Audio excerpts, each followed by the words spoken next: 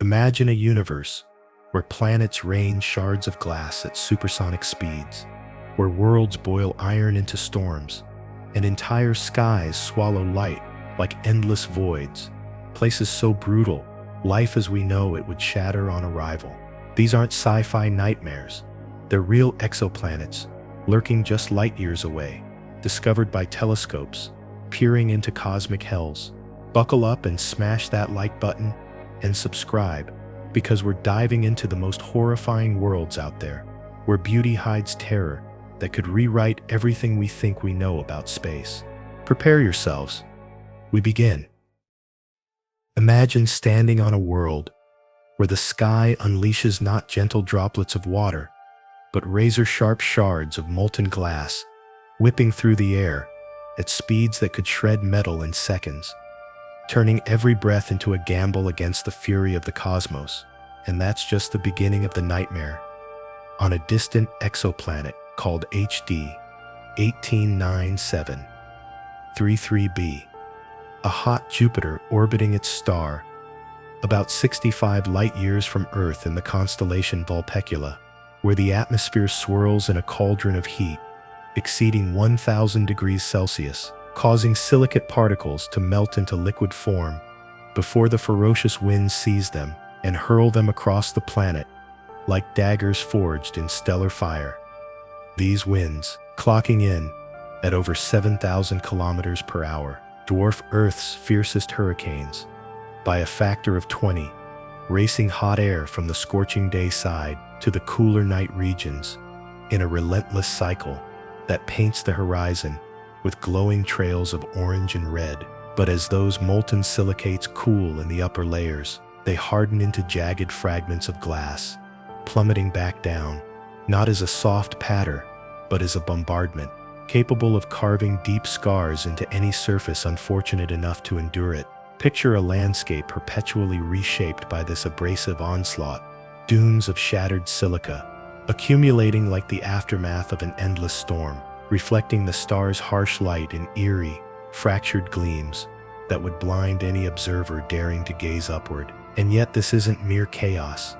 It's a symphony of physics, where the planet's proximity to its star, mere 3 million kilometers away, fuels the temperature gradient that drives these tempests, preventing any stable weather patterns and ensuring that tranquility is as alien here as life itself. Scientists, peering through telescopes like Hubble, have captured spectra revealing sodium and potassium vapors, mingling with these silicates, hinting at clouds that might shimmer with iridescent hues before the rain turns lethal. But what truly chills the imagination is how this glass deluge precludes even the hardiest forms of existence, vaporizing organics on contact and scouring the surface clean of any potential havens, leaving behind a world that's more forged than frontier. A reminder that the universe crafts beauty in brutality, and as we pull away from this glass-lashed hell, the next horror awaits in a realm where metals don't just melt. They reign supreme in storms of their own molten making,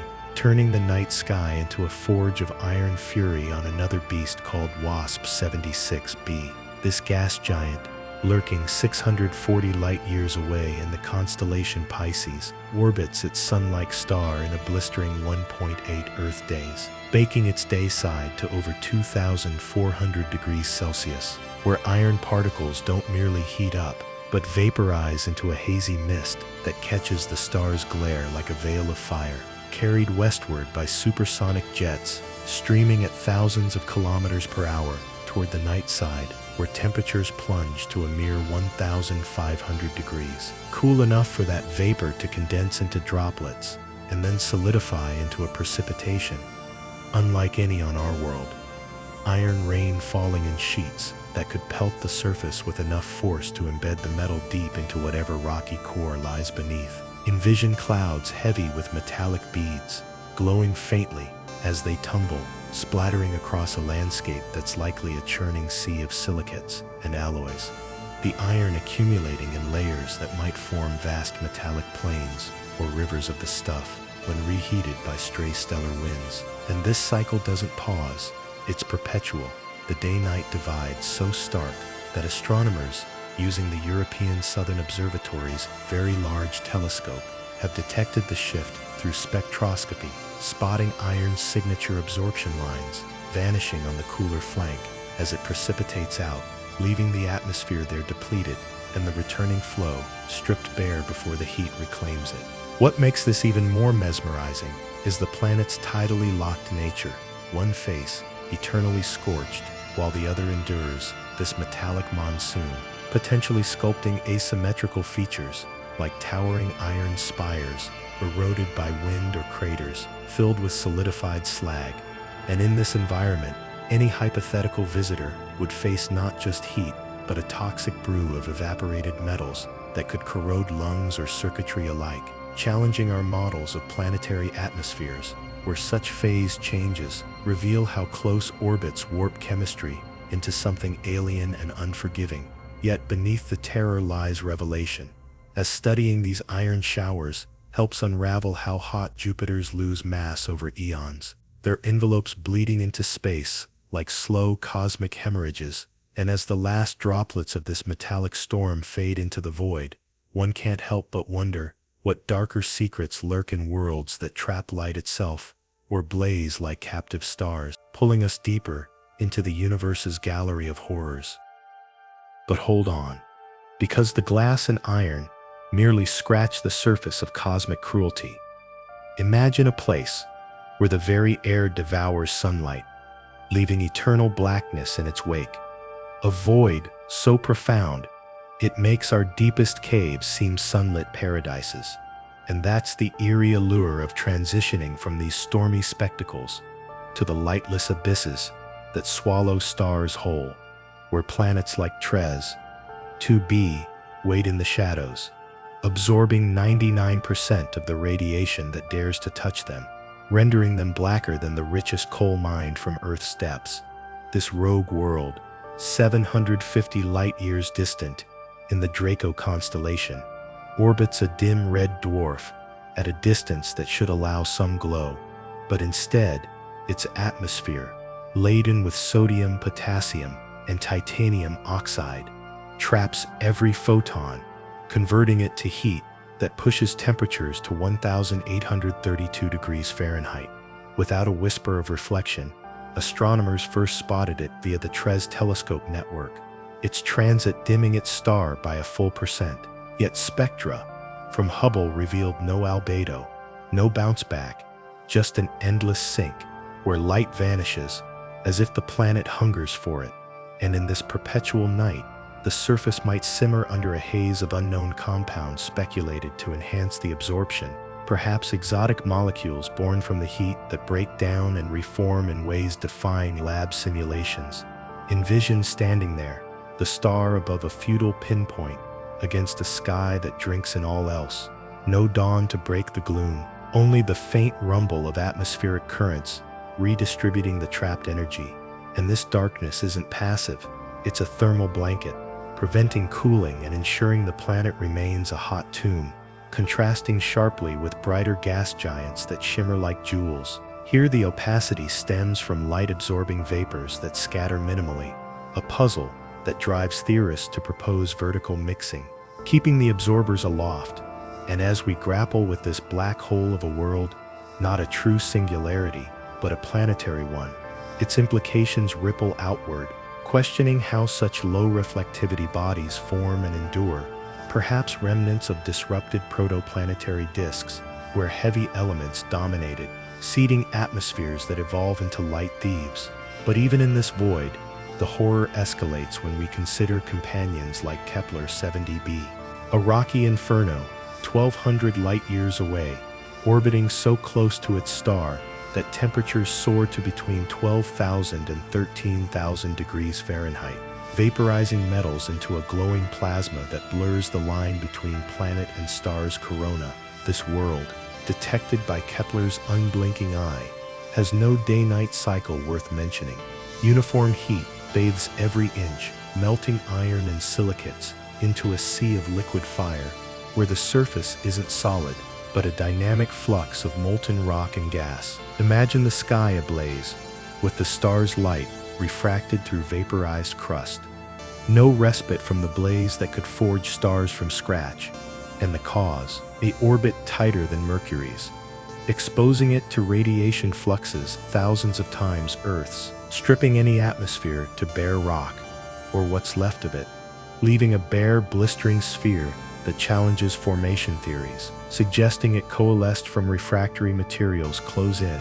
surviving where others would disintegrate. Yet this blazing barrenness pales against the promise of watery worlds that twist hydration into horror, where ice burns and oceans defy physics, drawing us from these lightless furnaces to the paradoxical depths of burning seas that lurk just beyond. Delving deeper, the universe flips the script on familiarity with planets, where water isn't a gentle stream or frozen sheet, but a supercritical fury under pressures thousands of times Earth's ocean floors. Take GJ 1214b, a super-Earth 40 light-years out in the constellation Ophiuchus, its thick hydrogen-helium shroud compressing potential oceans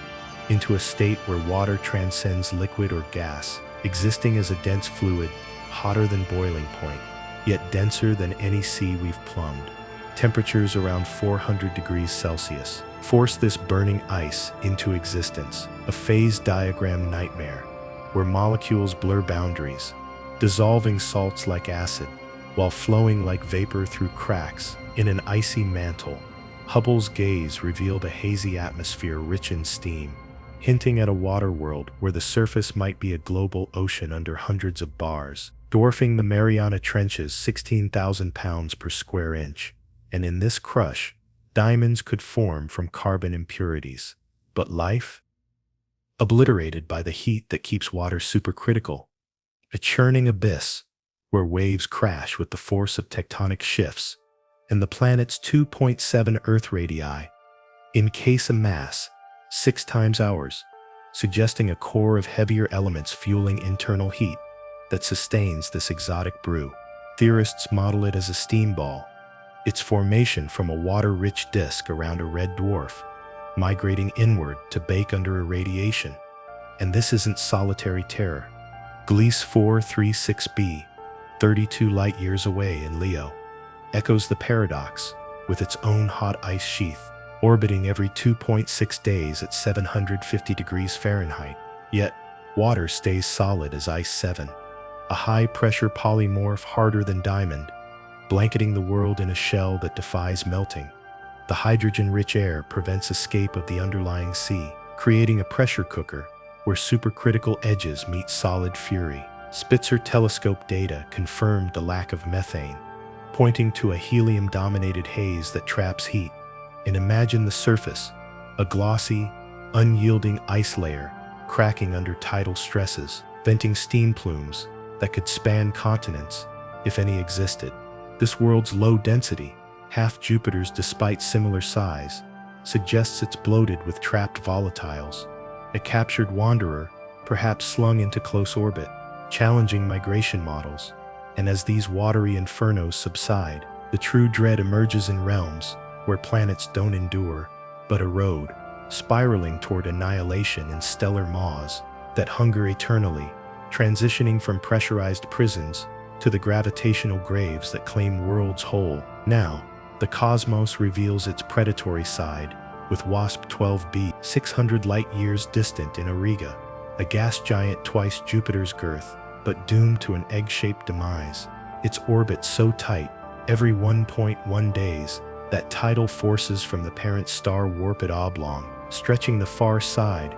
while scorching the near to 2,500 degrees Celsius. This distortion accelerates mass loss, stripping 189 quadrillion tons annually through a trailing exosphere of hydrogen that bridges to the star like a cosmic umbilical. Hubble observations caught the glow of this escape, infrared spectra showing carbon monoxide in the flow, and in 10 million years, a blink cosmically, it'll be devoured, its atmosphere fueling the star's bloating into a red giant, the surface a bubbling turmoil of stripped layers, exposing deeper helium rains. And this isn't gentle consumption. Friction heats the trailing gas to thousands of degrees, ionizing it into plasma that lights up like auroras gone mad. Theorists predict the core might survive briefly as a charred remnant before joining the stellar soup, a fate echoing what Mercury might face if our sun swells. But here it's amplified. The planet's low density, half Jupiter's,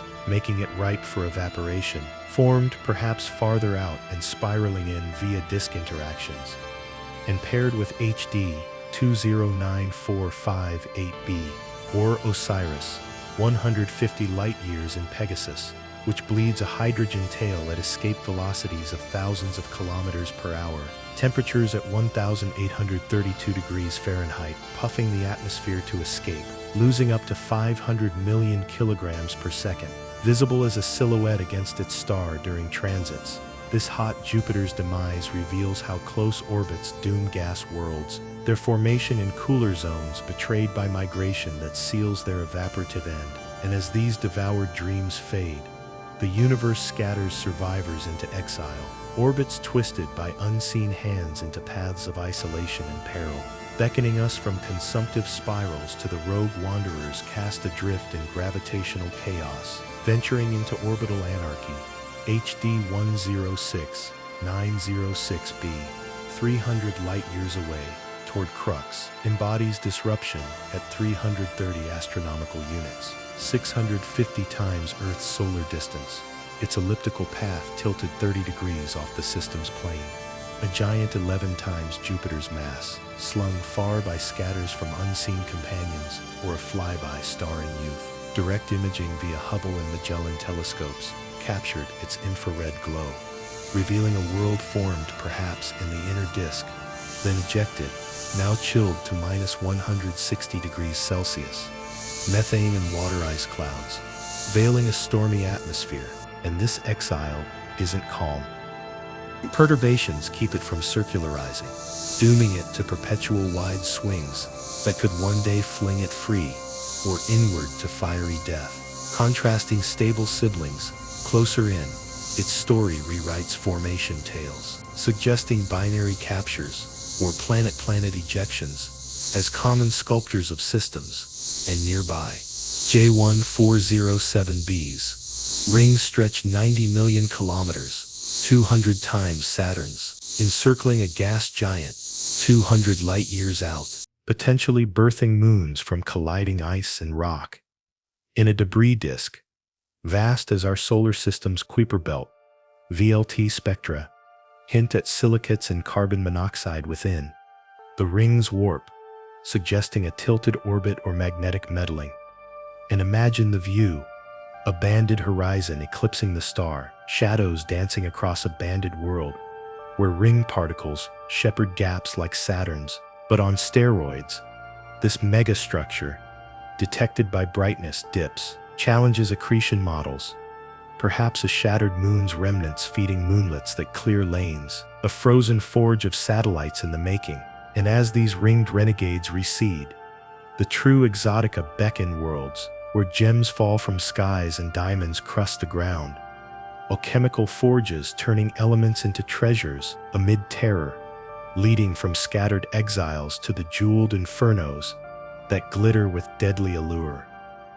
Shifting to crystalline carnage, HAT P7b, 1040, light-years in Cygnus, weeps rubies from aluminum oxide clouds on its night side. The day at 2,000 degrees Celsius, vaporizing the compound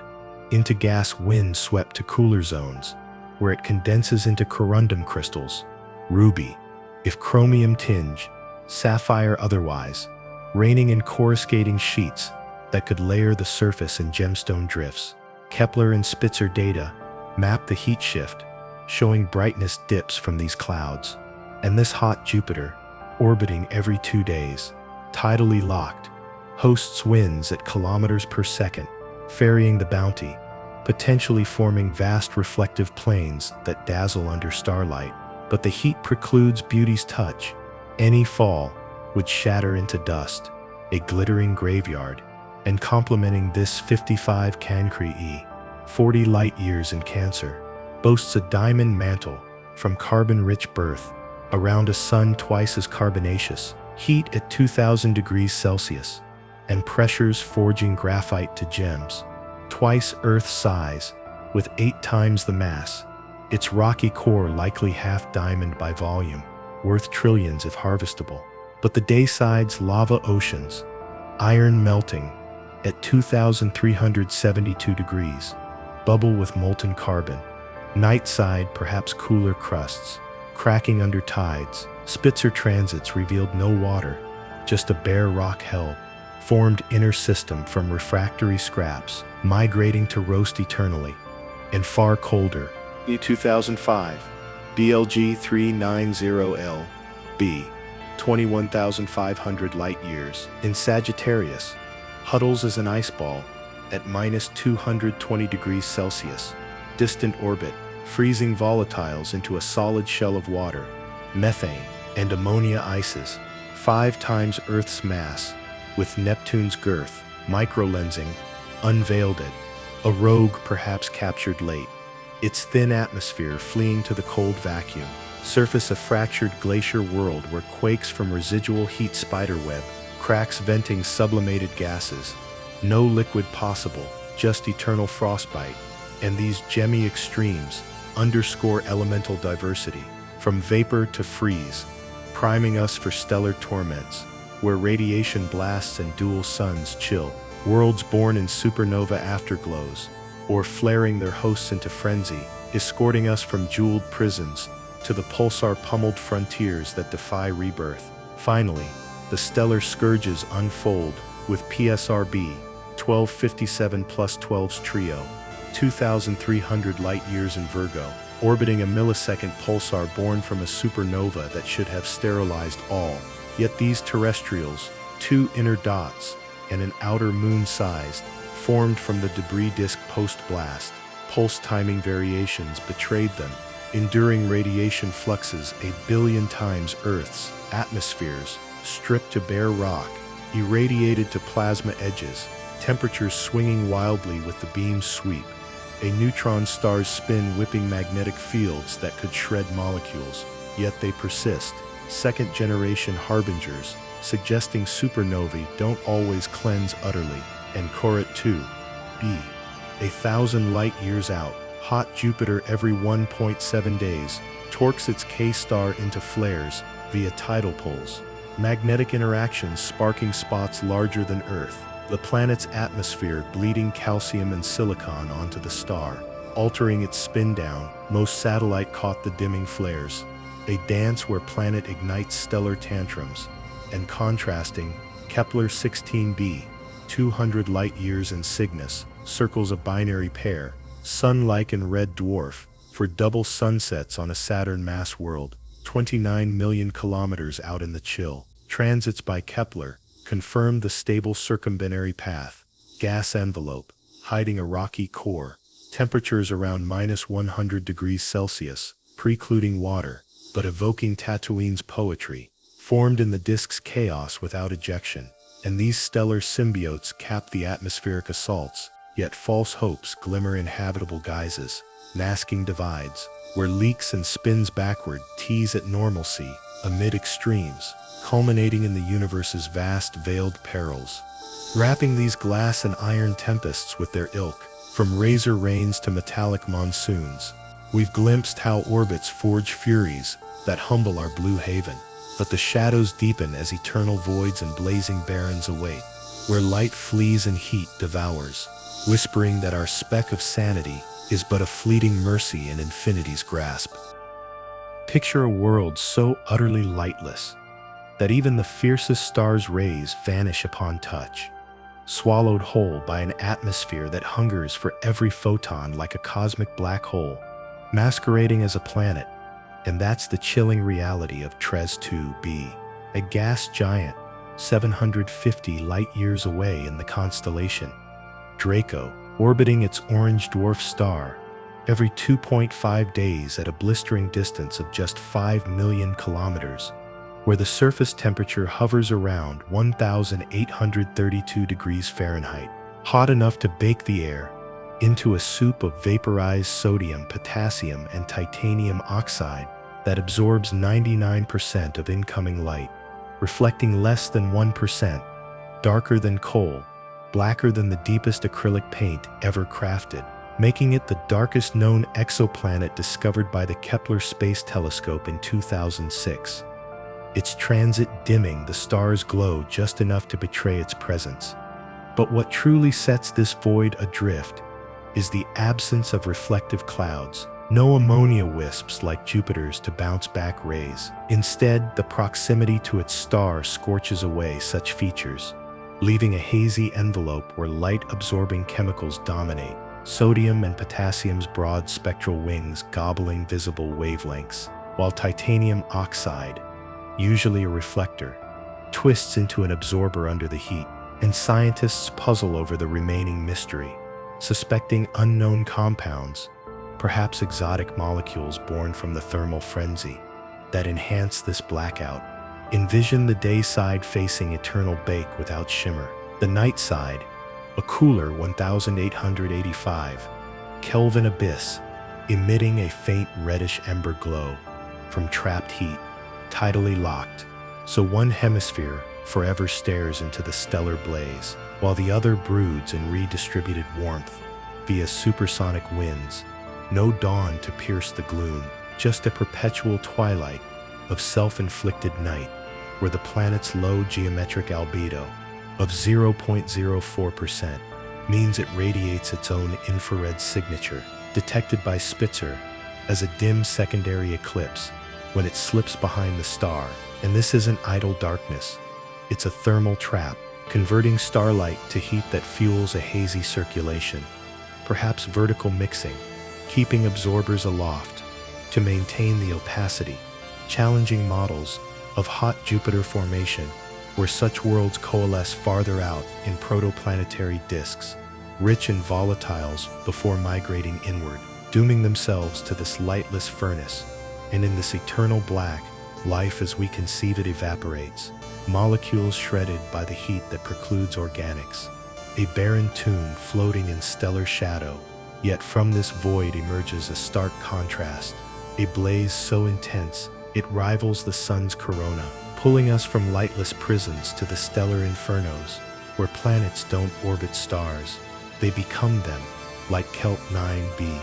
a scorching hot Jupiter, 670 light-years distant in Cygnus, circling a blue A-type star twice our sun's mass and 7,000 times brighter, every 1.48 days, so close that the equilibrium temperature reaches a staggering 7,800 degrees Fahrenheit, the hottest known exoplanet, where the day side vaporizes iron and titanium into gaseous streams, while the night side condenses them into droplets. But the heat is unrelenting, breaking down molecular hydrogen into atomic form, leaving an atmosphere of ionized metals glowing with the star's ultraviolet fury, discovered by the Kilodegree Extremely Little Telescope survey in 2014, its transit revealing a Jupiter-sized world with a density hinting at a massive core. And imagine the surface, or what's left of it, a plasma sea, where temperatures soar to 4,300 Kelvin,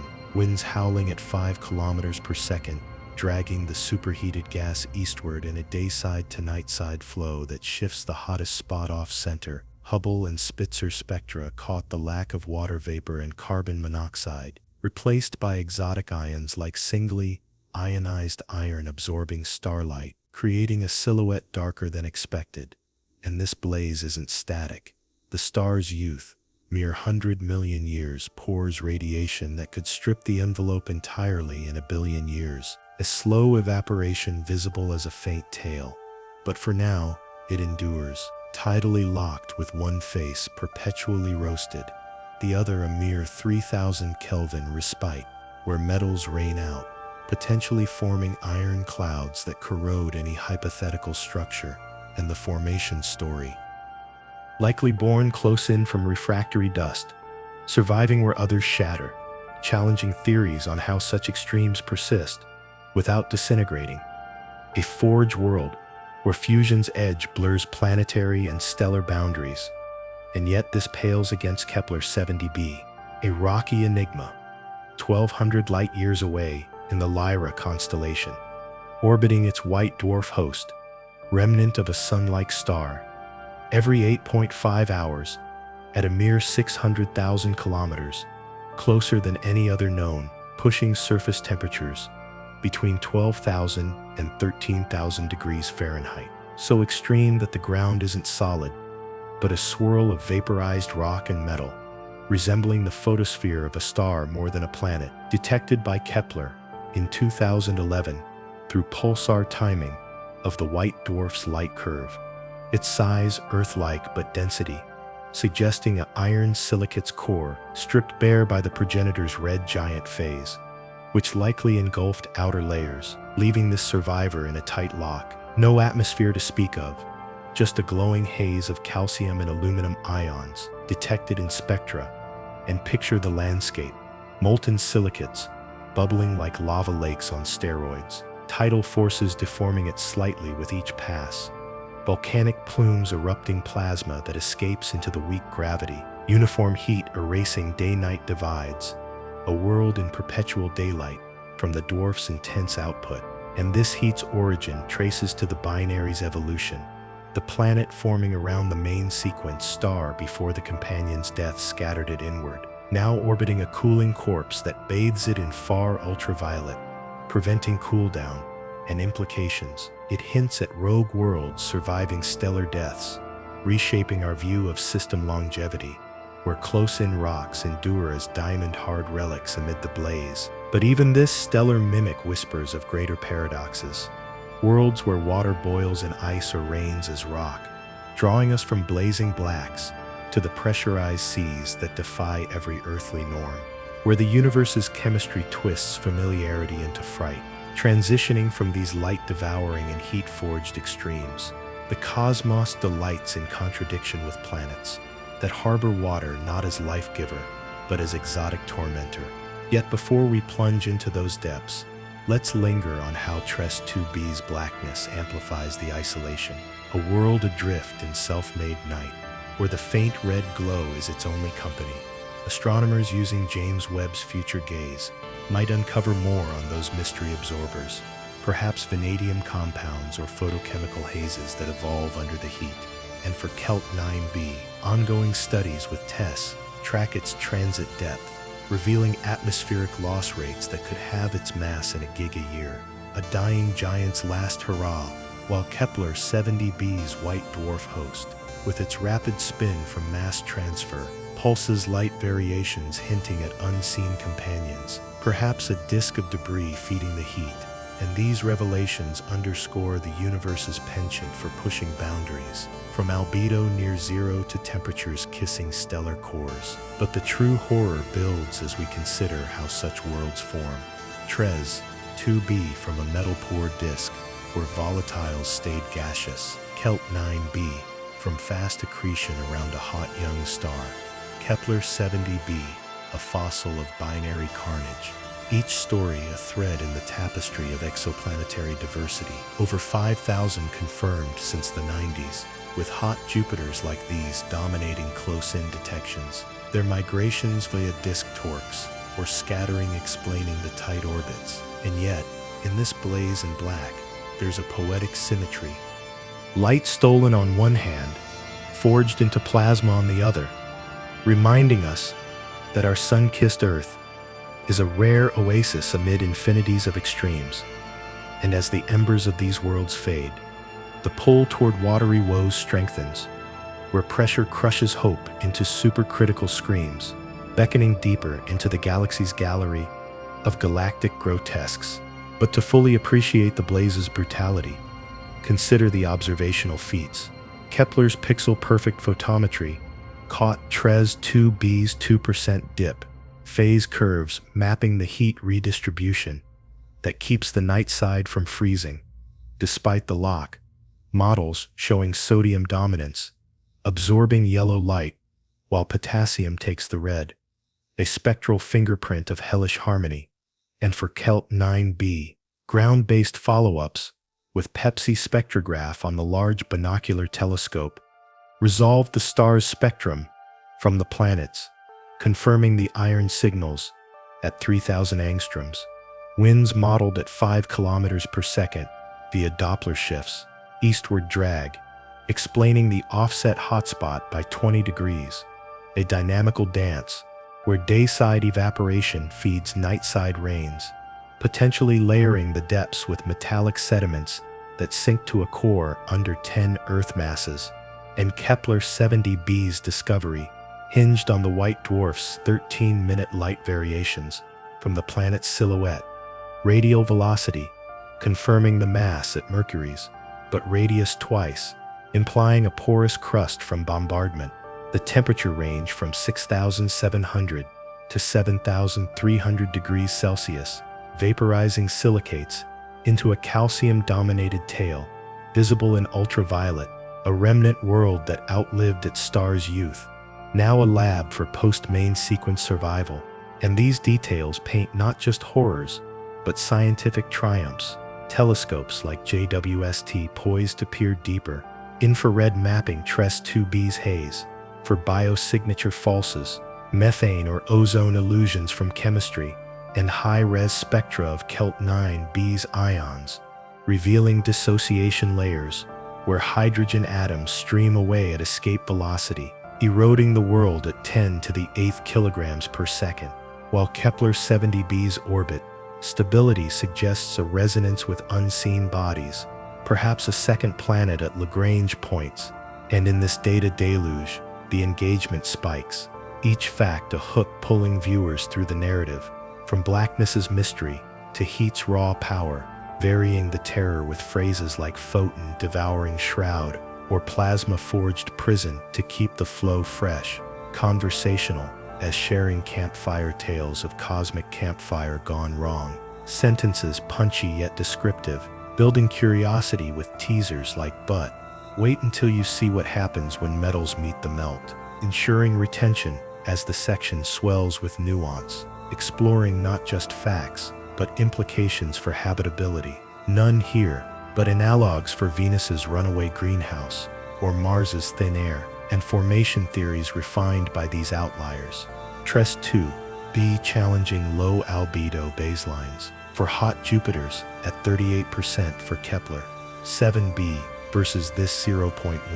Kelt 9b pushing ultra-hot limits beyond 4,000 Kelvin, where molecules cease. Kepler 70b exemplifying white dwarf companions, rare, at 1% of systems, each a puzzle piece in the exoplanet jigsaw. And as we weave through these wonders,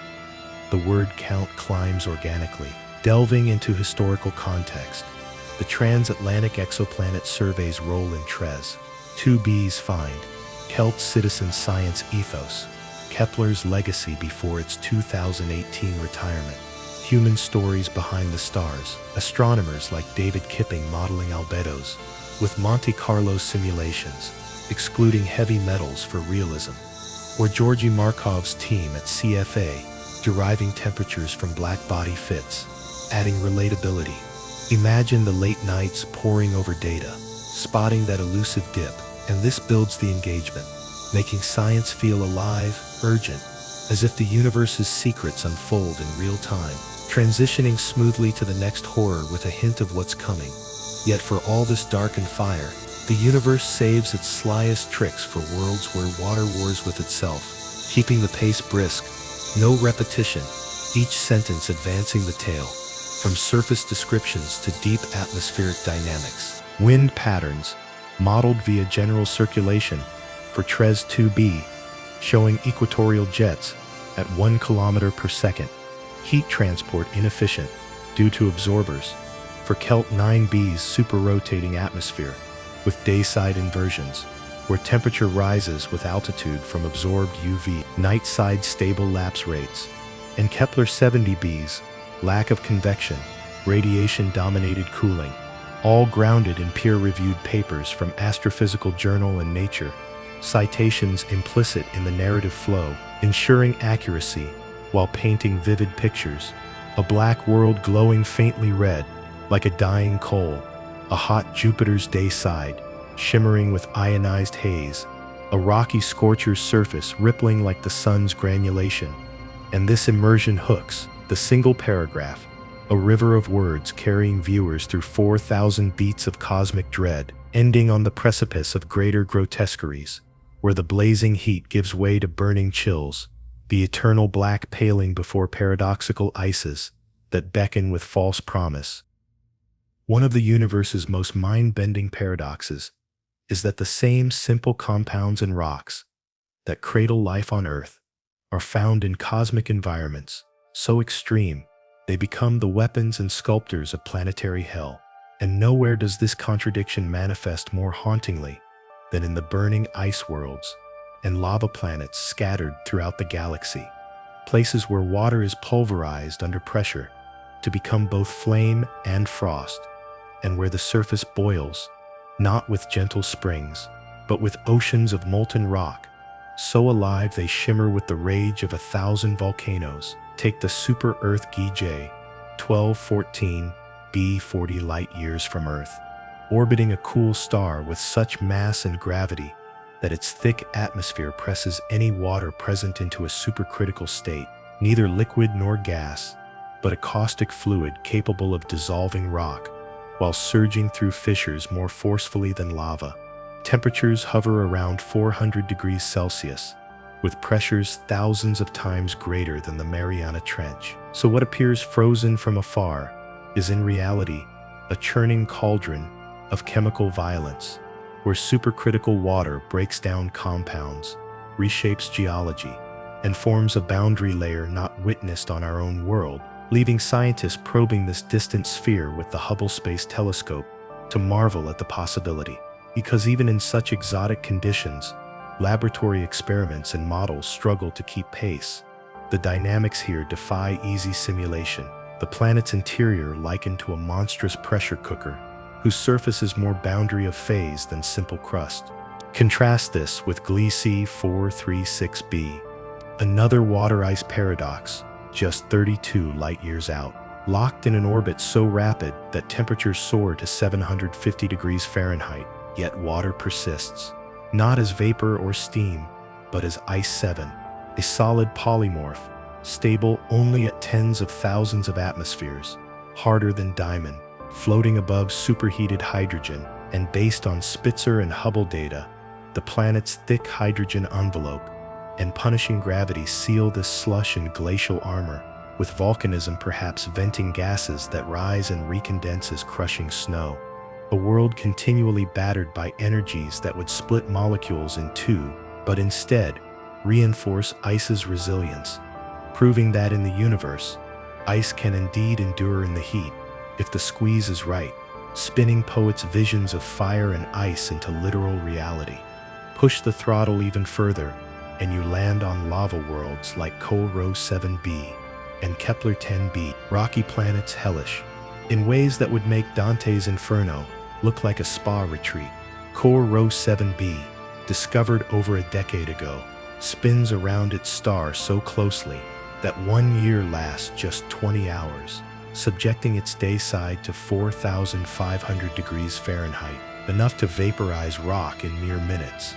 And as the planet is tidally locked, the night side freezes, while the sun-facing face churns with seas of silicate magma, so aggressive that rock vaporizes, is swept up in atmosphere, and condenses on the night side as rock rain, a ceaseless cycle that erodes, reconstructs, and destroys any feature as soon as it forms. Imagine volcanoes so vast, their ash clouds might be composed entirely of mineral steam, storms dumping stone into kilometers-thick dunes, all seen through the digital eyes of space. Telescopes like Kepler and Karat, which modeled surface temperatures and gravitational tides, finding that the planet's core is continually stretched and flexed, generating relentless tectonic activity and possibly forming new crust with every sunrise. No peace, just perpetual creation and destruction. Kepler 10b,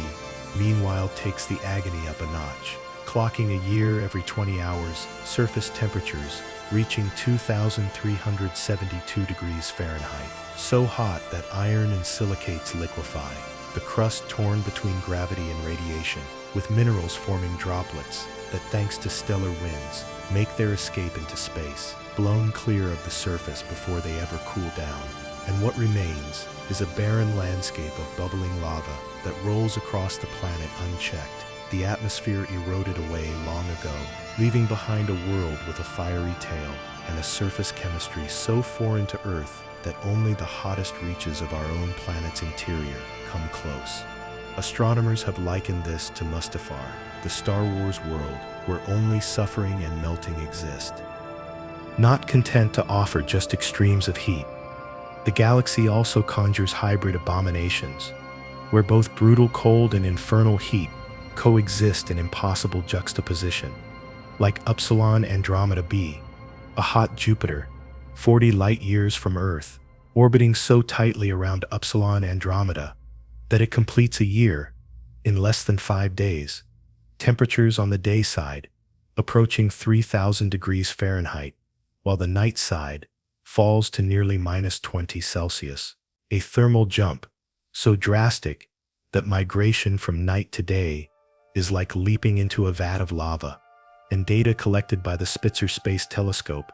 reveal infrared spikes that match direct light from a volcanic surface, with one hemisphere always staring into the star and the other condemned to eternity in darkness. This phenomenon is possible because the planet is tidally locked, forcing one half to burn while the other chills. And the transition zone, a twilight belt, may be racked by winds moving at thousands of kilometers per hour, carrying molten iron, silicates, and water vapor in a storm system unprecedented for any planet we've ever studied, reshaping our understanding of aerodynamics and fluid mechanics as applied to worlds beyond. WASP 76b, another planetary horror, cranks the dial on molten precipitation, orbiting close to its parent star and heated to over 2,500 degrees Celsius, where iron vaporizes, rides the wind, and cools on the night side to rain down in a hail of liquid metal. Detected by the espresso instrument on the Very Large Telescope, astronomers monitoring the chemistry watched as iron disappeared from one hemisphere's spectrum, evidence that it was falling from the sky like a biblical plague, liquid droplets bombarding the surface with violence we cannot imagine, perhaps carving iron rivers and lakes, perhaps even reshaping the planet's geology anew with every weather system. And while the night side is cooler by 1,000 degrees, this only means the metal can condense, not that life can survive. Every feature is fleeting, every landscape reforged by cycles of vaporization and downpour, a meteorological nightmare that pushes the concept of rain far beyond anything familiar. 55 Cancri, one of the most notorious lava worlds known, swims 41 light-years out in Cancer, sporting a surface layered in possible diamond crust, formed from carbon subjected to volcanic heat and planetary gravity. Oceans of magma rising and falling, lava lakes churning with mineral storms. And thanks to Spitzer and ground-based telescope studies,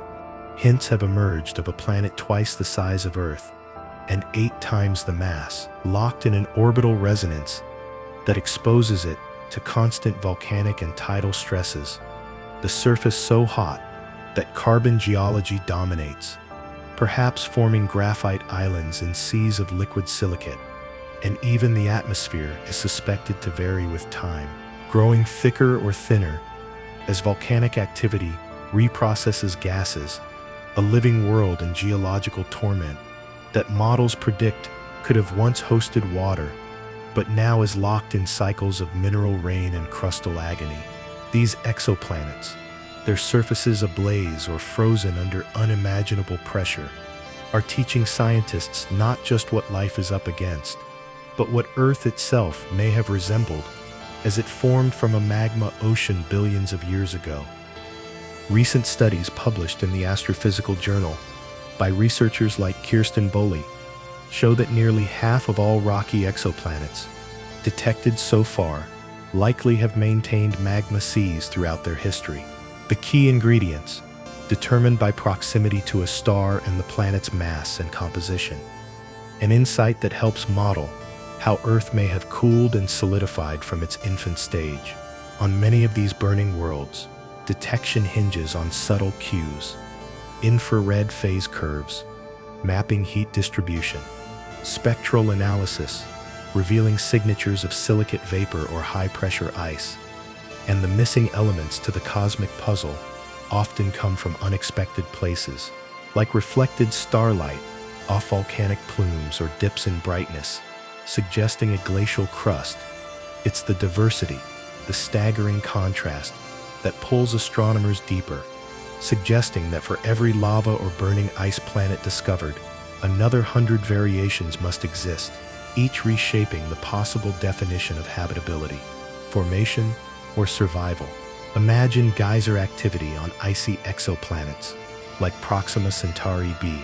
or LHS 1140b, with eruptions potentially hundreds to thousands of times more active than those seen on Europa due to internal heating from both radioactive decay and tidal forces. Icy surface layers, miles thick, hiding oceans of near-boiling water beneath. The outer crust acting as a lid on alien seas rich in chemistry that could, under less extreme conditions, maybe foster life, though here such gentleness is a distant dream. So whether we peer into burning ice worlds or walk the virtual lava plains, what we're really learning is that the universe's truly horrifying trick is to twist the mundane water, iron, silicon, rock into new forms that break rules, defy expectations, and rewrite the boundaries of planetology, making every discovery not just a window into hell, but a fresh clue to Earth's origins, the vast creative destruction of cosmic geology, and the infinite ways that stars and planets can shape not only their surfaces, but the very notion of what a planet can be. As one journey ends, another horror beckons, ready to show us that even the gentlest elements may serve as architects of terror on the universe's most fearsome worlds. In the haunted halls of the universe, some planets are sentenced to a fate so grim that every moment spells the acceleration of their own extinction. And nowhere is this cosmic execution more vivid than in the section reserved for doomed orbits and devoured worlds, dominated by the likes of WASP-12b, an infamous gas giant, only 600 light-years away, so close to its star that the planet's orbital period is just over 1.1 days, which means it whips around its host with head-spinning speed, and in doing so, finds itself stretched, torn, and siphoned into oblivion. Its once spherical body is elongated, egg-shaped from the monstrous tidal forces, its atmosphere stripped by radiation and gravity, creating a comet-like tail of hydrogen, helium, and heavier gases streaming back towards the star in a bridge of vapor that dimly glows in ultraviolet, as observed by Hubble and Spitzer space telescopes, and its mass loss rate is staggering, 189 quadrillion tons every year, an astronomical hemorrhage that scientists compare to a slow-motion planetary murder, which will be complete in about 10 million years, according to current models. And as the star swells with age, it will finish the job, pulling the planet into its fiery depths and ending its aeons-long journey. But WASP-12b is not the only death spiral victim. Kepler 1658b, a hot Jupiter and the very first exoplanet discovered by the Kepler Space Telescope, is now observed to be spiraling toward its doom, its orbit decaying measurably as it circles an aging star, just 3.8 days per revolution. The tug-of-war with its enlarged host, leading to an inevitable collision in less than 3 million years. And this process of orbital decay has offered scientists an unprecedented look at how planetary systems wind down, with Chontos and her team tracking that slow descent and setting the clock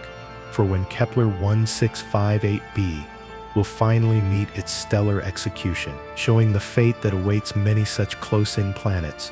as their suns run out of hydrogen and begin their expansion. Another hell-bound example is 2109b, a colossal ultra-hot Jupiter orbiting at the breakneck speed of just 16 Earth hours, so close and so massive that the forces at play within its heart are stretching it into an elongated donut. And with each revolution, The orbit shrinks by about 10 seconds, a tiny but measurable sign of impending destruction. Astronomers using TESS and CHEOPS space missions have confirmed that unless something truly strange interferes within the next few million years, 2I2109b will either plunge into its star, be torn apart by tidal forces into a ring of dust and gas, or, less likely, transform into a new configuration as gravity shuffles cosmic debris. With every scenario ending the planet's existence as a whole, these planetary final acts, marked by abrupt flashes of infrared and visible light, the last cries of matter as it is consumed, and potentially visible as brief outbursts like ZTF SLRN 2020, where another gas giant was seen plunging into its red giant parent in a death witnessed across the galaxy. Small rocky worlds are not spared either. BD +0.54868, located 140 light-years away, is roughly the mass of Mercury, where it orbits more than 20 times closer to its star than Mercury does to the Sun, its surface roasting to nearly 3,000 degrees Fahrenheit, boiling away with each pass, and producing a tail more than 5.5 million miles long, a comet-like trail of debris that wraps halfway around the planet's orbit, and with every 30.5-hour trip, it sheds a Mount Everest worth of mass, a runaway process of destruction that soon will leave nothing but dust in the star's wake, with the latest estimates suggesting total disintegration within 1 or 2 million years. These tales are echoed in HIP 6.7522b, a young hot Jupiter circling a star just 17 million years old, its orbit a mere week, its proximity causing the planet to clutch so closely to the parent that tidal interactions whip up explosive outbursts of energy, the planet's gravitational grasp triggering energetic flares that destroy it from within, a phenomenon never observed in older systems, and now a focus of study as astronomers race to answer new questions about magnetic fields, mass loss, and the ultimate lifespan of such worlds. The Death March is choreographed in systems where stars themselves are dying.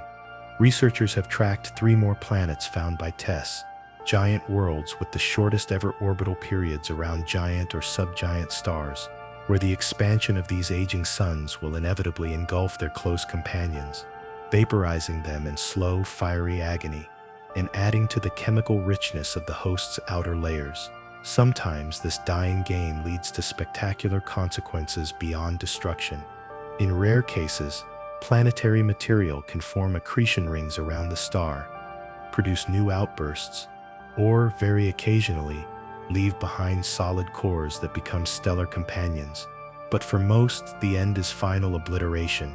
a fate reserved for the densest, closest, and least fortunate. Not all doomed worlds are giants. Some are the smallest, and their lightest grasp on gravity ensures their vaporization is rapid. So when we peer at these exoplanets and their tightening death spirals, we encounter every flavor of doom,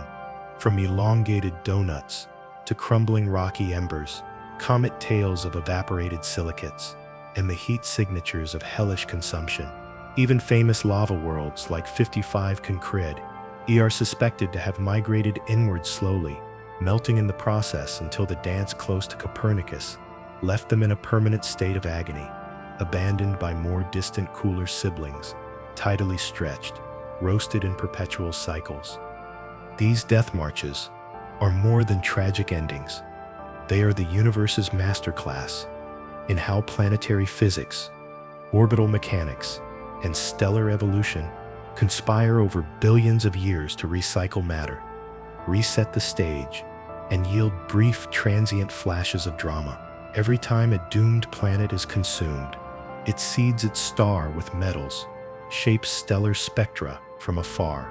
and produces observable cues, flashes, dips, and tails that signal their passing to the watchful instruments of Kepler, TESS, CHEOPS, and JWST. With every observation,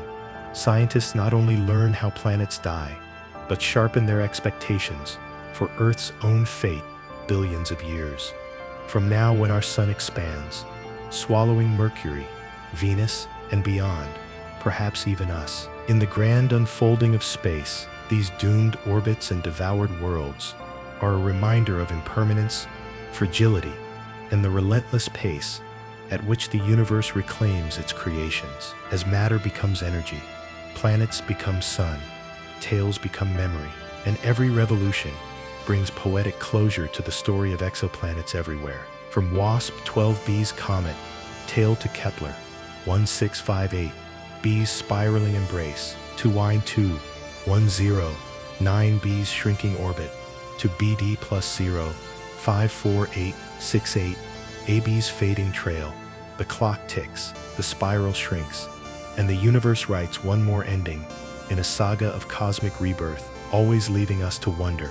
what will survive, what will be consumed, and how many more death spirals flicker unseen in the starfields above. There are few spectacles more stunning or unsettling in the vast tapestry of the universe than the sight of planets that cannot seem to find their place, wanderers flung into lonely exile by the chaos of gravity, or gargantuan worlds encircled by rings on a scale so vast that Saturn's iconic bands seem quaint in comparison. And these two phenomena, rogue paths and ringed giants, remind us that for all its order, the cosmos is ultimately a wild, unpredictable frontier. Let's begin with the wanderers, the rogue planets, which are worlds that do not orbit a star or even a brown dwarf. Instead, they drift freely across the galaxy, set adrift by the violence of formation. Early in a planetary system's story, collisions, gravitational tugs, and close encounters can hurl unlucky worlds into the interstellar abyss, sometimes after a particularly tumultuous adolescence in a star cluster. And there are billions, perhaps even trillions, of these orphaned planets haunting the Milky Way, revealed to us with increasing regularity by powerful techniques like gravitational microlensing, which leverages the natural lensing of light when a massive object passes in front of a distant star, amplifying the light and briefly betraying the presence of a planet that would otherwise remain hidden. Studies led by Takahiro Sumi in Japan and David Bennett at NASA have shown that there are more Earth-mass rogue worlds than bound worlds in our galaxy, and the ejection process continues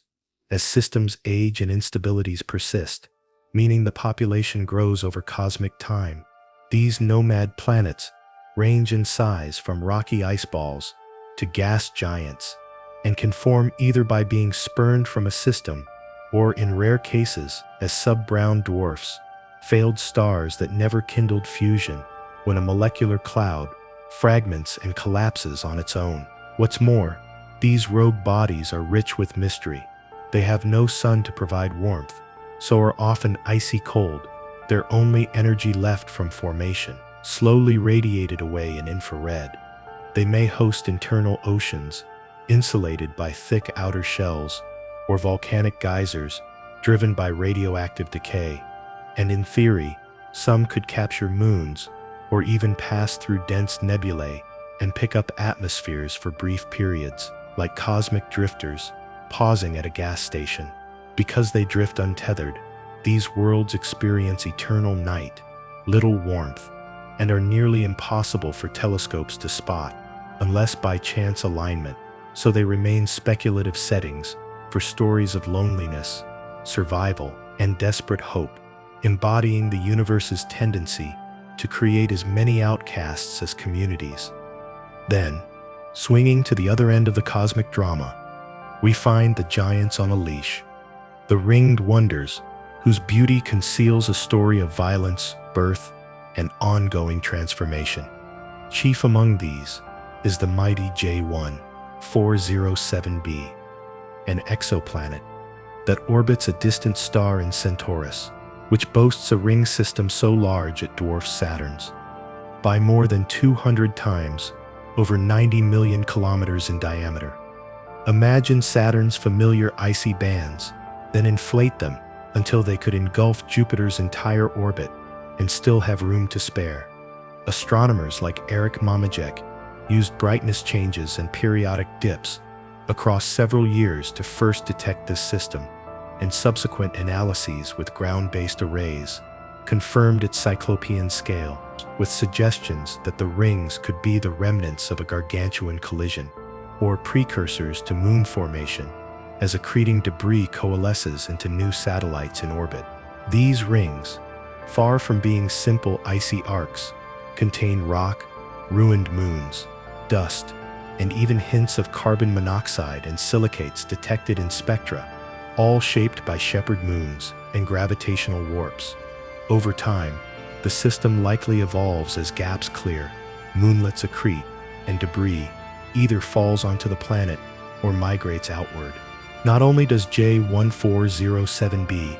represent a grand natural laboratory for understanding planetary formation, but it also lifts the curtain on possibilities for more massive structures elsewhere in the galaxy, prompting models that predict many giant planets in the early universe may have boasted similar rings, quickly lost in the maelstrom of migration and consolidation. Ringed giants offer clues about migration, as some of the most massive rings have been found outside their star's main habitable zone, suggesting a tumultuous past, collisions with wandering bodies, or even catastrophic events where entire planetoids are destroyed and their remains flung into orbit. The echoes of such devastation persist for millions of years, observed in the slow formation of gap-free arcs and the gradual accretion of moons. The drama of ringed systems is heightened by the variety. Some rings tilt at wild angles due to youthful disturbances. Others have knots and clumps from gravitational interactions,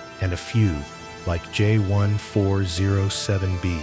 may be caught in the act of moon birth, observable in minute changes to ring brightness, thickness, and structure over time. As the growing satellites sweep lanes clear, shepherd stray particles, and transform a chaotic disk into an organized system.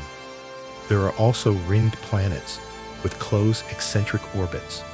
whose rings are threatened by tidal forces, radiation, and atmospheric stripping, like WASP-84b, whose faint, dusty arcs may last only a few 100,000 years longer, visible to us as fleeting reminders, rather than enduring symbols of cosmic order. As studies using JWST, ALMA, and Hubble advance, astronomers anticipate uncovering more ringed giants, some so massive and numerous they redefine the limits of planetary architecture. And the interplay of rings, moons, and host stars will offer fresh windows into the violence and beauty of planetary evolution. In the midst of all this, the two phenomena can collide. The universe is vast enough for a rogue planet to drift through a ringed system, interact gravitationally, and even disrupt formation, fueling further chaos and creativity. Such encounters are rare, but possible, meaning the story of planet migration, collision, and evolution is ever unfolding, never static. Taken together, rogue paths and ringed giants underscore the wildness of cosmic evolution. Some planets get exiled, cast into darkness to drift forever, cold and alone, while others preside over systems of unparalleled grandeur, their rings shimmering in reflected starlight, a sign of turbulent histories and possible vibrant futures. Whether wandering in silence or reigning in splendor, these worlds challenge every assumption about what it means to be a planet. And as astronomers discover more of them, we're forced to imagine untold stories, chilling wastes, icy depths, moon-birthing forges, and delicate bands, always evolving, always suggesting that planetary order is a tissue of luck, spun from chaos. This section, then, is the universe's overture: darkness and light, isolation and spectacle, drifting outcasts and rulers on a throne of rings, each world a testament to cosmic diversity, geological creativity, and the wild improvisation that powers the stars. And right when you think you've seen it all, the next ring may form, or the next rogue may wander past, waiting for us to uncover their secrets and expand the ever-changing narrative of this grand, unpredictable universe. Seal B. Imagine a cosmic realm where the universe plays the ultimate alchemist, twisting everyday elements like carbon into jewels, that cascade from alien skies or form unbreakable barriers across planetary surfaces, turning what we cherish as rare treasures on Earth into commonplace phenomena on worlds governed by pressures and heats that defy comprehension. And this is the mesmerizing yet merciless domain of gem rains and diamond crusts, where exoplanets and even our solar system's outliers become glittering forges of unimaginable wealth, starting with the infamous 55 Cancri E, a super-Earth twice the size of our own world and 8 times its mass, orbiting a sun-like star 41 light-years away in the constellation Cancer, so perilously close that it completes a revolution in just 18 hours, baking its day side to temperatures exceeding 2,400 degrees Celsius, conditions so extreme that the planet's carbon-rich composition, born from a protoplanetary disk overloaded with the element, transforms into a landscape potentially 1/3 diamond by volume, with a crust that might span miles thick, interspersed with vast fields of graphite and molten lava oceans that bubble and churn like a perpetual forge, where volcanic plumes erupt not ash, but vaporized silicates, laced with crystalline flecks. And astronomers using the Spitzer Space Telescope have detected the faint infrared glow of this hellish surface, suggesting that the night side, cooler by a mere 1,000 degrees, condenses these vapors into shimmering deposits that accumulate like cosmic hordes. But the true horror and beauty lie in the formation process itself, as the planet's heavy bombardment history and internal heat,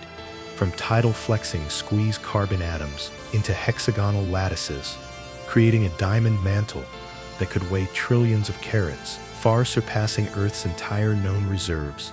And recent models from researchers at the University of Warwick propose that such worlds, classified as carbon planets, form when oxygen is scarce in the stellar nursery, allowing carbon to dominate and crystallize under the crush of gravity, a scenario that might apply to dozens of similar exoplanets detected by Kepler and TESS, each one a potential jewel box adrift in the void,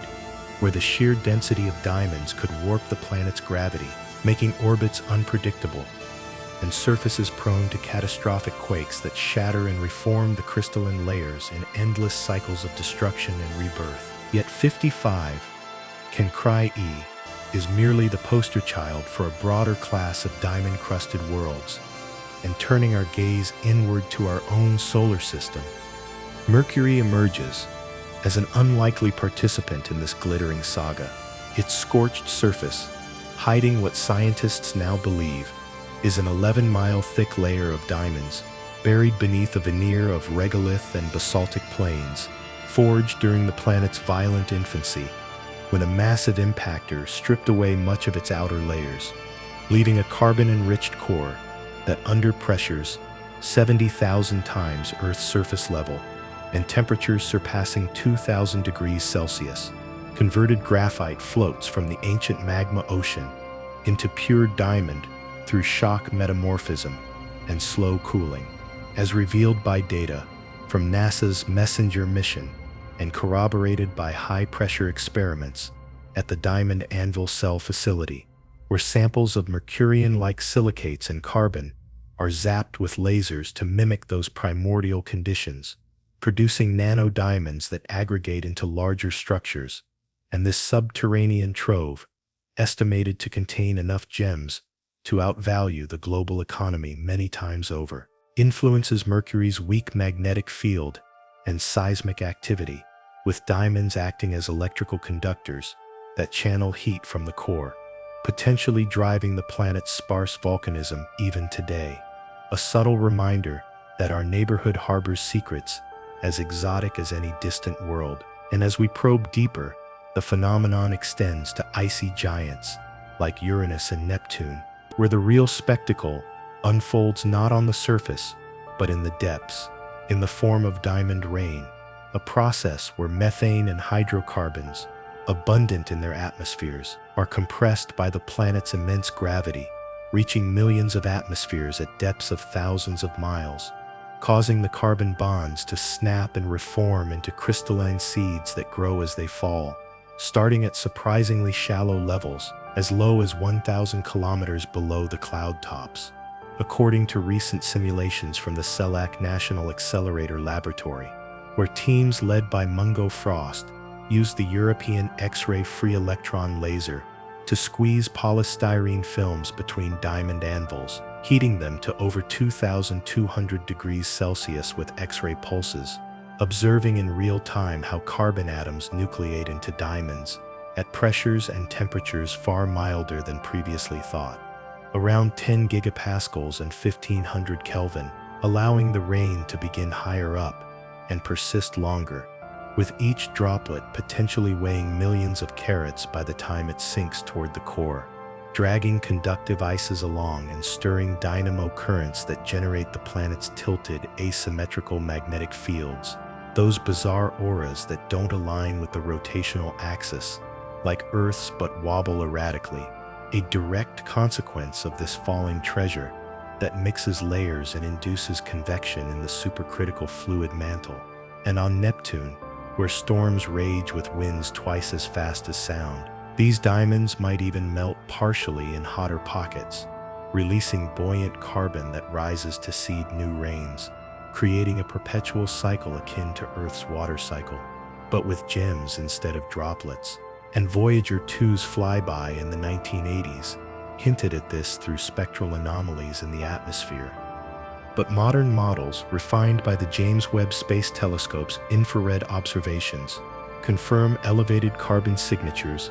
consistent with ongoing precipitation, suggesting that over billions of years, this rain has built up a diamond ocean around the rocky cores, perhaps kilometers deep, influencing the planet's cooling rates and even their ring systems by ejecting icy debris laced with crystalline fragments. Expanding beyond our system, this diamond deluge likely plagues thousands of exoplanets, particularly the mini-Neptunes, so common in the galaxy, worlds 1 to 4 times Earth's size, with hydrogen-helium, envelopes shrouding water-ammonia mantles,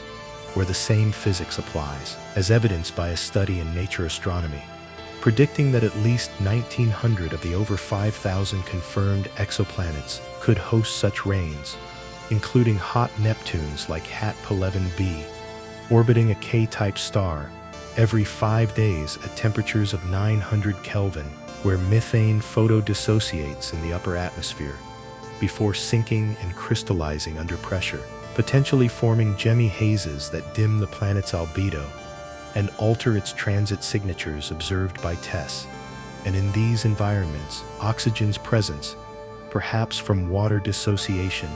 lowers the energy barrier for diamond formation, as shown in SLAC experiments, where oxygenated hydrocarbons yielded crystals at 20% lower pressures, broadening the habitable zone for this phenomenon to include cooler sub-Neptunes and even super-Earths with volatile-rich interiors like LHS 1140b, a rocky ice world 49 light-years away, where internal radiogenic heat and tidal stresses from its red dwarf host could squeeze subsurface oceans into diamond-laced brines that percolate upward, venting through cryovolcanoes as glittering plumes detectable in future spectra from the aerial mission. And imagine the implications for life, if any. These crystals might catalyze exotic chemistries in ammonia water seas, providing surfaces for prebiotic molecules to assemble, though the crushing depths would pulverize anything organic, turning potential biospheres into gem factories instead. Delving into the mechanics, diamond rain isn't a gentle shower, but a violent cascade, with crystals nucleating as tiny seeds, mere nanometers across, from compressed polystyrene or methane, then aggregating via Ostwald ripening, where smaller ones dissolve to feed larger siblings, growing to millimeters or more as they plummet at terminal velocities through the denser lower layers, their fall modulated by viscosity, changes in the ice slurry, and in Uranus, where the mantle transitions from slushy ices to supercritical fluids. These sinkers could reach speeds of meters per second, stirring eddies that amplify magnetic turbulence, as modeled in three-dimensional magnetohydrodynamic simulations from the University of Rochester, which show how the rain's intermittency, peaking during convective upwellings, drives field reversals every few thousand years, explaining Voyager's snapshot of a multipolar magnetosphere, and on exoplanets, like WASP 52b, a bloated mini-Neptune with a fluffy envelope. The rain might even escape partially, lofted by stellar winds into a hazy exosphere that scatters blue light, making the world appear as a faint diamond-dusted orb in Hubble images. While for carbon-depleted worlds, analogous gem rains could involve silicon carbides, forming moissanite, nature's silicon analog to diamond raining, as iridescent shards that corrode atmospheres and seed siliceous cores, a process hinted at in spectra from the hot Jupiter HD 189733b, where silicate clouds might evolve into carbide precipitates under reducing conditions. But the true engagement comes from pondering the scale on a super-Earth like 2I700d, with 3 times Earth's mass and orbiting every 28 days around a red dwarf. The enhanced gravity could compress diamond layers to form a planetary geoid, warped by crystalline buoyancy, leading to exotic tectonics, where diamond plates subduct into carbon cycles, recycling gems through the mantle like a global jewelry press, and laboratory analogs using SLAC's LINAC coherent light source have shocked hydrocarbon samples to femtosecond resolutions, capturing the phase transition where amorphous carbon snaps into cubic lattices, releasing energy that heats surrounding ices and triggers chain reactions, potentially fueling cryovolcanism on moons like those around rogue ice giants, where isolated worlds still harbor residual heat to drive subsurface rains. Historically, the idea of diamond worlds traces to the 1990s, when theorists like Mark Kushner proposed carbon planets as a counterpoint to our oxygen-rich system. But it was the 2010 discovery of PSRJ 1719-1438b,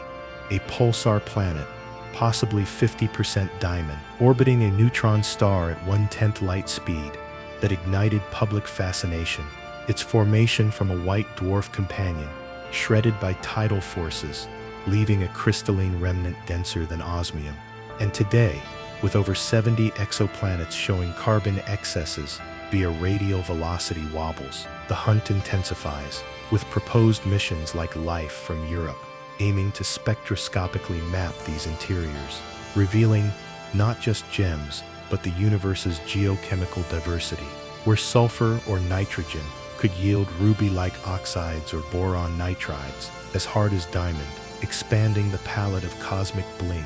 Yet, amid the allure, dangers lurk on a diamond-crusted world. Quakes could unleash tsunamis of molten carbon, eroding landscapes and abrasive floods, while rain on ice giants might clog convective cells, leading to thermal runaways that destabilize orbits. And for us observers, these worlds challenge habitability models, suggesting that carbon dominance precludes liquid water but enables methane oceans or silane seas, teeming with hypothetical silicon life, pushing astrobiology towards silicon-carbon hybrids and diamond vapor atmospheres. As we weave through these facets, the narrative swells with wonder. Picture standing on 55 Cancre's Terminator Zone, where dayside lava meets nightside gem dunes under a star that never sets fully, winds howling with crystalline chimes, or diving into Neptune's depths via submersible probes in our imagination, watching black methane clouds part to reveal falling stars of carbon, each a testament to physics poetry. And this section not only extends our gaze, but immerses us in the universe's lavish laboratory, where pressure births beauty from brutality. And every exoplanet whispers that gems are not endpoints, but dynamic players in cosmic evolution. From crusts that shield cores to rains that sculpt fields, forever altering our view of worlds as more than rock and gas, but as glittering engines of the stars. In the distant shadows of the universe, there exist planetary systems whose stories begin and end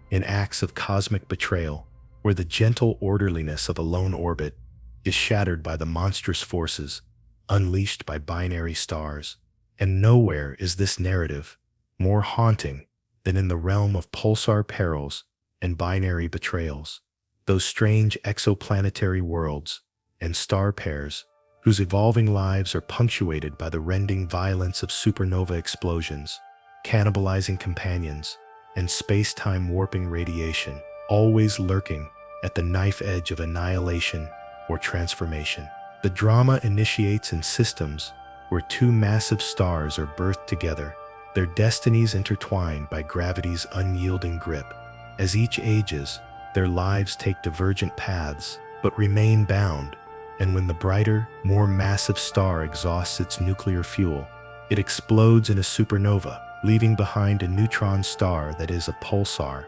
spinning at incredible speeds and emitting beams of electromagnetic radiation that sweep the heavens in periodic pulses, which astronomers across the 20th and 21st centuries have measured with atomic clock precision. If that explosion does not break their union, the companion star, the less massive sibling, continues its uneventful evolution, but now bound to a remnant infinitely denser than lead, which can siphon material from its companion as the latter swells into a red giant. And so the neutron star grows, spinning ever faster as accreting gas adds angular momentum and recycles it into a millisecond pulsar, a process that buries its magnetic field deep within plasma currents. Such recycled pulsars may rotate dozens of times per second and possess orbits so tightly wound that orbital eccentricity is near zero. The system stabilized by tidal dissipation and mass transfer. Yet this delicate arrangement stands on borrowed time, because when the companion star eventually reaches the end of its own life, it too explodes, becoming another neutron star, or more rarely, a black hole or white dwarf. If the binary survives this second supernova, and the forces at play do not fling the stars apart, a double neutron star system is forged, a cosmic pairing where gravity, not fusion, is the principal actor. These double pulsar binaries, such as PSRJ 07373039, offer physicists unique laboratories for testing general relativity, the strong gravitational fields stretching spacetime until the ticks between pulsar flashes lengthen and shorten, a real-world manifestation of time dilation. The now infamous PSRB 1913+16 binary pulsar, its orbital period shrinking measurably each year due to the emission of gravitational waves predicted by Einstein, became the first tool for astronomers to witness gravitational energy leaking from the universe, not in cataclysmic supernovae, but in what was then, in the late 20th century, the most delicate measurements in astronomy, and still a touchstone for gravitational wave physics, even after LIGO's historic detections. Yet most binaries do not survive the supernova's fury. More often, the systems are disrupted, yielding solitary, fast-spinning neutron stars, disrupted recycled pulsars, whose origins are hidden in the ejection velocities and orbital changes of the surviving stars. When the binary remains, the orbits can become markedly eccentric, betraying the asymmetric violence of their origin, and so the pair dance in ellipses that arc across the sky, creating timing patterns that reveal not only orbital dynamics, but the unseen masses, and even the moment-by-moment changes as gravitational energy is radiated away. In rare circumstances, the binary system harbors additional companions, forming triple arrangements where white dwarfs and planets, such as those circling the 6.2 millisecond pulsar B1257+12, interact with the radio pulses in ways that reveal planetary formation in the wake of destruction. These planet pulsars, so-called, are among the few locations in the universe where planetary bodies orbit not living stars, but the ghosts of stars, and their dynamics are sensitive to even minute mass changes and gravitational perturbations, adding fresh chapters to the story of binary betrayals. Low-mass X-ray binaries, in which the neutron star devours material from a normal star, become X-ray beacons whose irradiated disks and magnetic poles create spectacular emissions, the beating hearts of recycled pulsars of unprecedented regularity. In globular clusters, stellar interactions increase the fraction of recycled pulsars, replacing former low-mass companions with more massive partners, building up systems with exceptionally high eccentricity,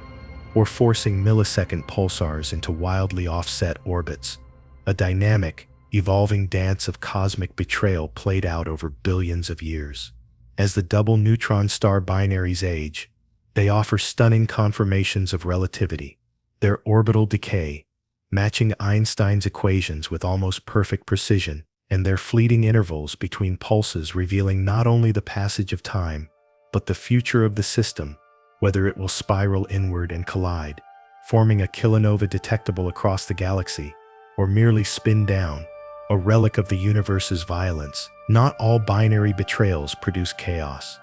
Some give rise to planet-forming disks, as in the aftermath of white dwarf neutron star collisions, whose debris, rich in heavy elements, coagulates to form planets that circle their remnant hosts. These systems, though peaceful within, bear the scars of betrayal, exotic metallic compositions, uneven distribution of resources, and magnetic environments that preclude ordinary planetary development, the worlds forever altered by the prior violence. If we turn to the hazards posed by pulsar radiation, the story acquires another edge. Any planet unlucky enough to orbit a pulsar is locked in a contest with radiation so intense it can boil away atmospheres, fry surface molecules, and force life, if any can exist there, underground or beneath miles of ice. And these environments are thought to be some of the least habitable in the cosmos, despite periodic attempts to model atmospheres or magnetic shields that might mitigate the constant barrage. Yet the very act of measurement, counting the flashes, tracking the orbital shifts, measuring the changes in pulse intervals over time, offers knowledge about the masses, distances, and behaviors of companions, allowing astronomers to infer not only the physics of isolated events, but the long-term evolution of systems across cosmic epochs. As binary star studies continue, new discoveries of pulsar helium star systems, as well as millisecond pulsars with white dwarf companions, deepen our understanding of mass transfer, envelope expansion, and accretion, with each measurement confirming that binary interactions shape stellar and planetary evolution across the galaxy, sometimes preserving the union, but often ending in betrayal, destruction, or transformation into entirely new classes of object. One current example, researchers have found a millisecond pulsar orbiting a helium star, its periodic emissions and envelope expansion providing the clearest evidence yet for common envelope evolution, a process so poorly understood that each new system serves as a template for refining models of stellar death, planetary system survival, and the possibilities of post-main sequence planet formation. In the rarest of binaries, both partners are pulsars, spinning in tandem and offering clues to the earliest epochs of the galaxy. Their joint emissions stabilizing the motion of the system, but only briefly before mutual gravitational radiation shrinks the orbit, culminating in a spectacular merger known as a kilonova, whose gravitational waves and electromagnetic signatures echo across the universe. As much as these systems are perilous to their planetary populations, they render the universe more knowable.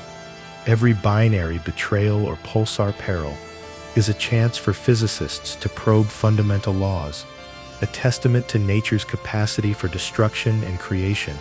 order and chaos, stability and violence. For exoplanets, caught in that crossfire, existence means survival against odds, their atmospheres shaped by the radiation, tides, and gravities of changing hosts. For the stars, it is a saga of companionship, sacrifice, and relentless evolution, and for the universe as a whole, a tapestry woven from the threads of union and betrayal, set spinning by the rhythms of light and gravity, forever ticking toward new perils and cosmic conclusions. 解不救我 No place in the universe teases the human longing for discovery, quite as cruelly as the realm of false hope and extreme divides, where worlds we yearn to find, planets seemingly balanced between fire and frost, basking in the gentle warmth of their host stars, turn out to be illusions, mirages conjured by data and dashed by deeper investigation. Here, the cruel paradox of exoplanet research unfolds, revealing not only the hard boundaries of habitability, but also the endless ways expectations can be shattered by the truth lurking beneath the numbers. Consider the now infamous case of Kepler 1638b, once celebrated as a potentially habitable super-Earth, only to be recategorized as an ice giant, when later more precise measurements revised its radius upward and revealed it to be a sub-Neptune, more akin to Neptune than our planet,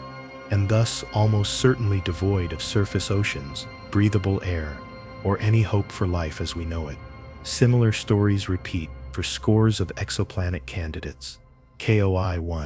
1-686.01, Kepler 577b, Kepler 649b, all quietly removed from habitable lists, after careful validation, their apparent promise undermined by new data showing their true size, composition, or orbital dynamics to be hostile to life. This cycle of hope and loss is driven by the limits not only of instrumentation, but of our physical models. False positives abound in the search for habitable worlds, caused by everything from grazing eclipses and binary stars, masquerading as planetary transits, to instrumental noise and the intrinsic variability of the stars themselves, all of which can mimic the repeated dips in starlight that betray a planet, but, on closer inspection, are found to be imposters, their light curves subtly different from genuine planetary signals, a distinction only resolvable by the most exhaustive follow-up studies. Even the most celebrated candidates, K2-18b, originally billed as a Hycean sub-Neptune, with water vapor detected in its atmosphere and the tantalizing potential for alien oceans, have been re-evaluated. TESS, CHEOPS, and JWST imaging in 2023 revealed the world as a gassy mini-Neptune, thick with hydrogen, with surface conditions no more clement than those on Uranus or Neptune, and thus unsuitable for life. TRAPPIST-1d, another iconic member of its seven-world family, was subjected to painstaking JWST and IR spec analysis, which revealed little evidence for an Earth-like surface pressure or atmosphere, effectively removing it from short lists of truly habitable worlds. All this despite initial fervor that each rocky orb in that system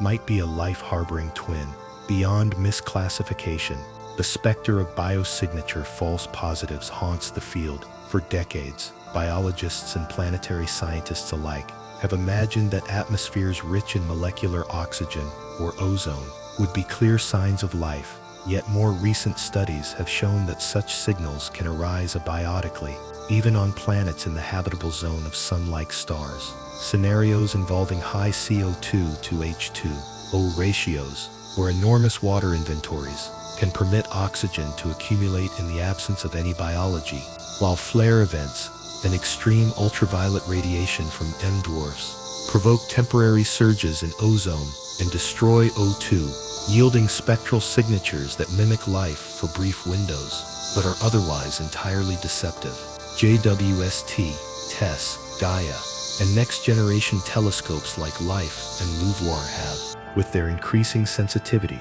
resolved dozens of such cases, drilling beyond surface appearances into the underlying chemistry, forcing a reappraisal not just of single-body habitability, but of entire population statistics. Adjusting downward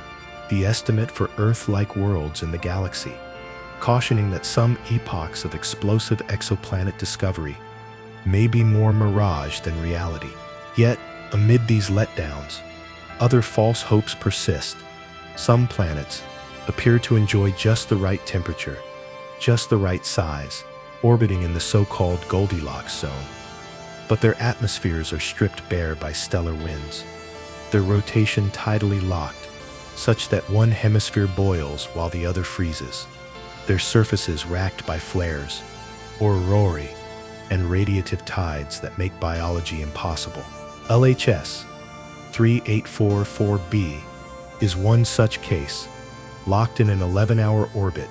where the day side bakes to 1,472 degrees Fahrenheit and the night side chills to -200, while Proxima Centauri b, nearest to our own sun, is bombarded by flares and stellar storms that may long ago have scoured it of any protective envelope. Others, like TOI 700d or K218b, appear promising, but upon follow-up turn out to be too gassy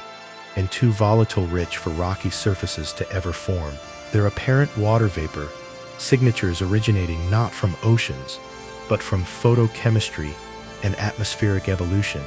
in deep hydrogen shrouds. The divide between hope and hostility is not just about atmospheric composition, but about planetary formation and migration. A world thought to exist in perfect balance might have migrated inward late, bringing a primordial atmosphere that resists loss, or be a captured rogue, forever doomed to tidal extremes. Its geology, shaped by past cataclysms, rather than the gentle dance of habitability. When astronomers stare at the statistics, adjusting for all manner of false positives, biases, and detection limits, the picture grows grimmer. Earth-sized planets in the habitable zone are particularly susceptible to contamination, and the rates of misclassification are especially high for single transit events, small candidates, and long-period orbits. At least 10%, and sometimes as many as half, of candidate habitable worlds must be culled from lists after rigorous examination. Even biosignature detection, the holy grail of exoplanetary science, is fraught with ambiguity. Oxygen, methane, ozone, and water vapor can all be manufactured abiotically, and only the simultaneous, time-varying detection of multiple such molecules, coupled with evidence for disequilibrium, can remotely suggest biology, a bar that remains just out of reach for current technology. The deepest divide in the search for exoplanet life, then, is existential. The difference between what we hope for and what we uncover is often vast, marked by a chasm of environmental extremes, orbital quirks, model limitations, and observational artifacts. Yet this divide is precisely what fuels scientific advancement, prompting ever better telescopes, more sophisticated models, and more disciplined analysis, so that as new worlds are proposed, celebrated, and ultimately rejected, the process becomes not one of despair, but of technological and intellectual progress. For every false hope dashed, new lessons are learned about the chemistry, dynamics, and diversity of planets. For every extreme divide recognized, new worlds of possibility emerge, not as candidates for life, but as laboratories for the most violent, beautiful, and unpredictable chemistry imaginable. Ultimately, the universe's gallery of habitable worlds is one of illusion and revelation, a shadow play in which the promise of another Earth recedes even as our tools grow sharper and our vision deeper, and the experience, while bittersweet, leaves us better prepared for the day when real discovery is possible, when the gap between hope and reality closes, just for an instant, and we are free to marvel unreservedly at the arrival of genuine planetary kin. Jibul. As we draw the curtains on this cosmic odyssey through the galaxy's most harrowing and hypnotic exoplanets, from the razor-sharp glass storms, lacerating HD 1897333B's,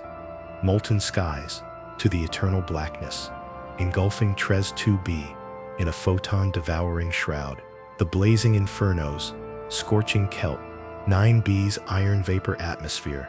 the paradoxical burning ices and lava seas, churning on worlds like Corot 7b and Gliese 436b, the doomed spirals of WASP 12b, hurtling towards stellar consumption, the lonely rogue wanderers adrift without a sun's embrace, and the majestic ringed giants like J1407b, presiding over debris, disks vast as solar systems. The glittering gem reigns cascading through Neptune's depths, and diamond crusts armoring 55 Cancre's volcanic plains. The treacherous pulsar perils radiating lethal beams across PSR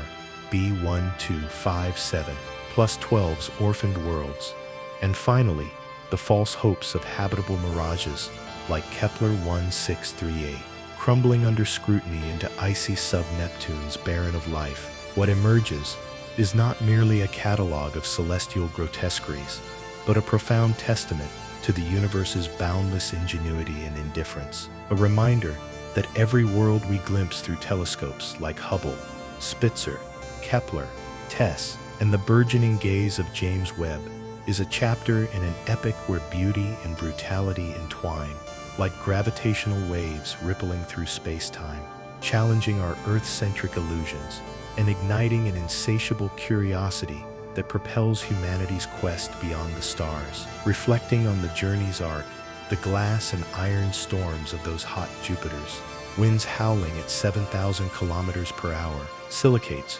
melting into lethal shards that carve landscapes anew with every tempest, illustrate how proximity to a star can warp a planet into a perpetual forge of destruction, where the day-night divide fuels cycles of evaporation and bombardment that preclude stability. Yet in their chaos lies the raw physics of atmospheric dynamics, teaching us about heat transport and chemical equilibria that echo Venus's runaway greenhouse, but amplified to stellar extremes. And as we transition to the eternal black and blazing heat, TRES 2b's near total light absorption, reflecting a mere 1%, contrasts starkly with Kelt 9b's plasma seas at 7,800 degrees Fahrenheit, where hydrogen dissociates and metals ionize, winds dragging superheated gases at 5 kilometers per second, revealing a spectrum of thermal traps from albedo-driven darkness to radiative forges that strip atmospheres bare, underscoring the tidal locking's role in creating these divides, where one hemisphere endures eternal roast while the other broods in relative chill. And these extremes not only falsify simplistic habitability models, but enrich our understanding of protoplanetary migration. How gas giants, born far out, plunge inward via disk interactions, dooming themselves to such fates, and populating the close-in realms, with over 40% of detected exoplanets venturing into burning ice and lava worlds. The supercritical waters of GJ 1214b, pressures thousands of times Earth's oceans, compressing H2O into a solvent that dissolves rock, juxtaposed with Gliese 436b's Ice 7 armor, floating atop superheated hydrogen,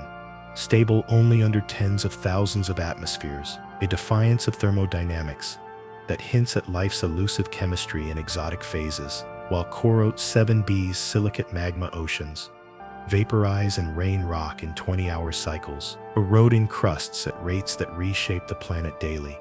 and Kepler 10b's iron droplets escaping stellar winds. These hybrids of fire and frost expose the universe's penchant for phase transitions, where carbon and silicates crystallize under duress, informing models of Earth's own Hadean eon, when magma seas cooled into habitable crust, and yet their hostility, temperatures vaporizing organics, pressures pulverizing molecules, serves as a cautionary frame for the habitable zone's fragility, where even Goldilocks worlds teeter on extremes. The doomed orbits and devoured worlds amplify this peril. WASP 12b's egg-shaped elongation and comet tail of evaporating hydrogen, 189 quadrillion tons lost yearly, mirroring Kepler 1658b's measurable spiral inward, decaying by milliseconds per year toward collision in 3 million years, a slow execution by gravitational waves that Einstein predicted and LIGO later echoed in mergers, while rocky victims like BD plus 054868 ABEBs shed Everest masses per orbit. Their 5.5 million mile tails wrapping orbits in debris. These narratives of betrayal, tidal forces, stellar swelling, binary disruptions, reveal planetary impermanence, recycling matter into stellar envelopes, and seeding future generations, with implications for our sun's red giant phase that might engulf inner worlds, prompting reflections on cosmic recycling, where destruction births renewal, as pulsar planets, like those around PSR B1257 plus 12, form from supernova remnants, rocky cores surviving cataclysm, to orbit neutron stars in eerie silence. Rogue paths and ringed giants offer counterpoints of isolation and splendor. Rogue planets, trillions potentially haunting the Milky Way, ejected by cluster collisions or disk instabilities, drifting at near absolute zero, their faint infrared glow from formation heat, masking subsurface oceans warmed by radiogenic decay, or tidal kneading, if moonbound, detected via microlensing's brief stellar brightening. These orphans challenge formation theories, suggesting up to twice as many free floaters as bound worlds, per OGL and MOA surveys, while ringed behemoths like J1407, B's 90 million kilometer disk,